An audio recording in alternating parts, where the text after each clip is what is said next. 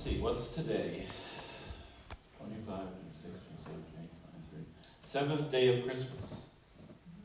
Did you know? It's the 7th day of Christmas. How many days are there in Christmas? You got it. A plus. 12 days of Christmas.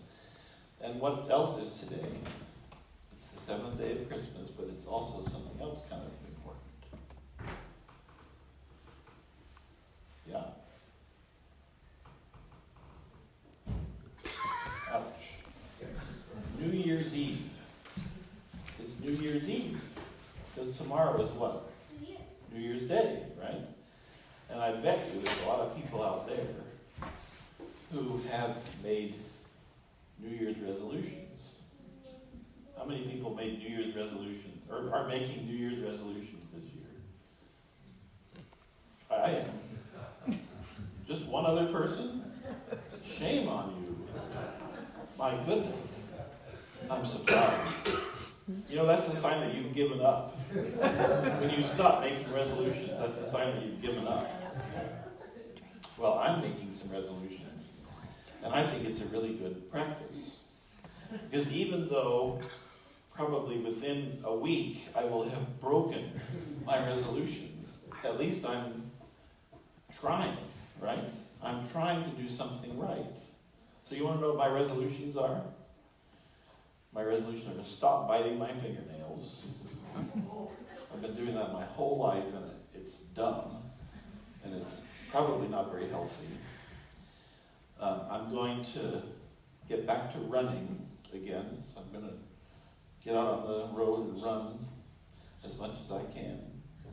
And the third one is I'm going to go back in my studio and have a more disciplined pattern of work on my icons. So those are my 3 resolutions. And I tell people every time I make a promise, that's what a resolution is, it's a promise to myself. I always tell people about that because they can hold me accountable. So if any of these people out here see me biting my fingernails, they can say, "Hey, Father Brian, what do you think you're doing? You said you were going to stop biting your fingernails." And I'll think, "Yep, I sure did. I'm going to start over again."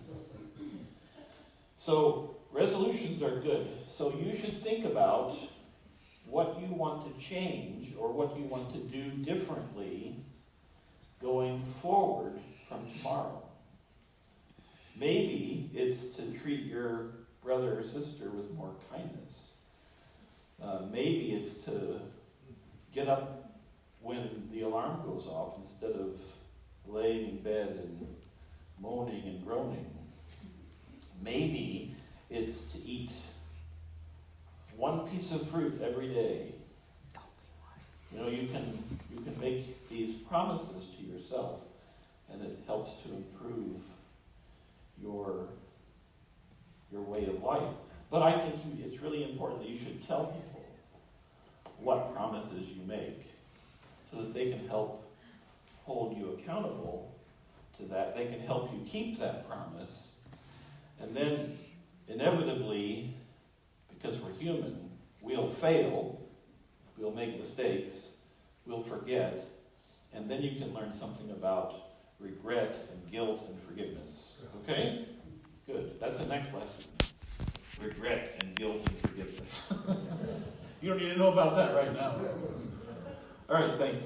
Thanks for listening. It is to hand in your resolutions to me by the end of the week. Never give up. Never give up. Always have some plan for self-improvement. I think that's so important. This is like the 3rd time in about a week that we've had John 1 as a lesson in church. Especially if you listened, like I did, to lessons and carols from King's College. That's always the last reading in the Festival of 9 Lessons and Carols. It's the lesson appointed for Christmas Day, and it's also always the lesson, appointed for this first Sunday after Christmas. And I used to think that was unfortunate, because it's so dense.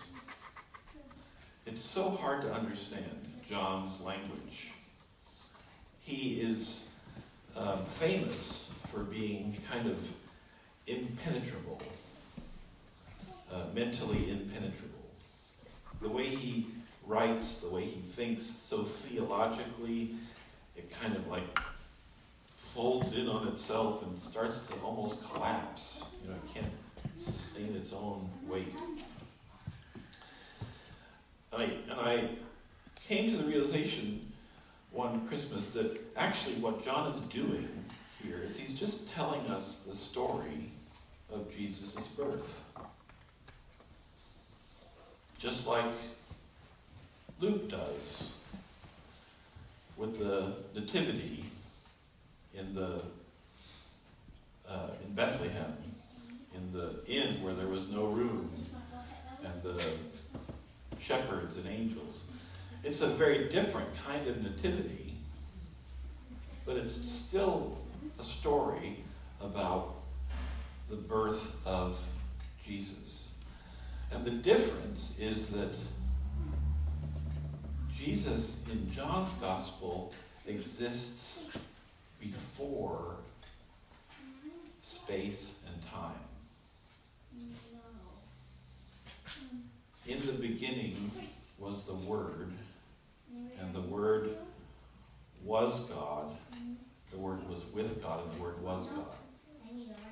In the beginning. He's hearkening back, John's hearkening back to the origins of the universe, where the Word, Jesus, the Word made flesh, that's where Jesus was.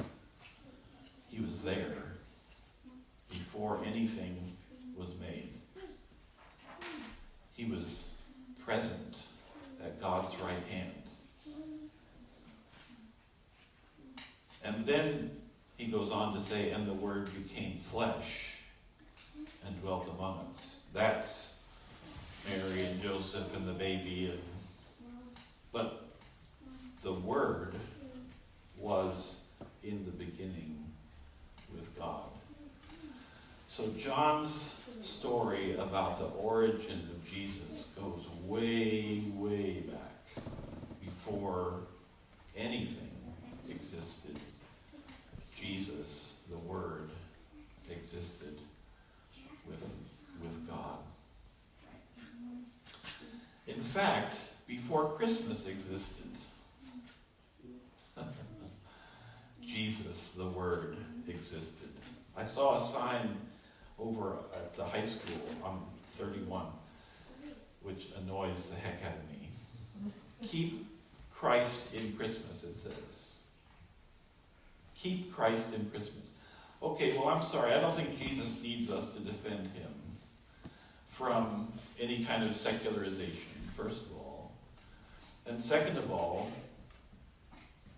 Christ predates Christmas, right? Christ existed before the concept of Christmas ever came into anyone's mind. Actually, Christmas wasn't originally celebrated by the church. It was only in the 4th century that the church started to observe Christmas as a holiday. And it was really to supplant a pagan festival that was more important to most people than Christmas was. So I think it's important for us to remember that Jesus Christ is not the same thing as Christmas. Right? It's not the same thing. We don't celebrate Christ in Christmas. We celebrate Christ from the beginning of time and space. The origins of the universe are where we find the Word. and the Word becomes flesh and dwells among us. Do you know why December 25th is the date of Christmas?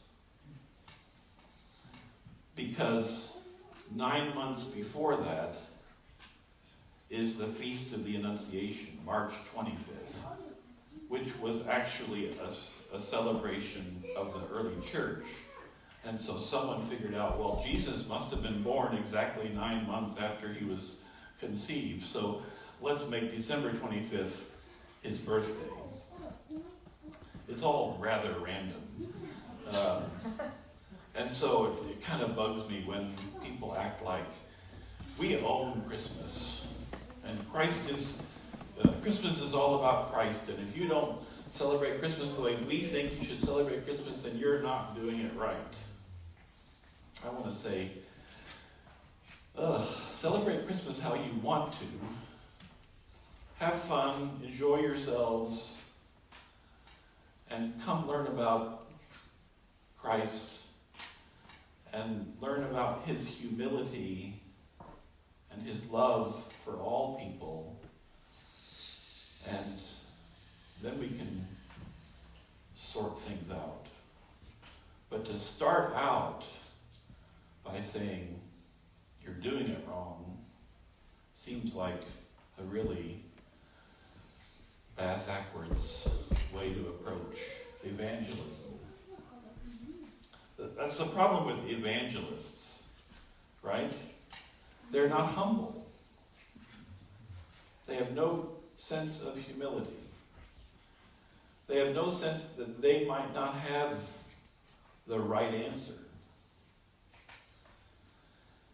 And I think what we can learn from Jesus and his humble birth and his origins in the beginning of time and space, what we can learn from that is humility.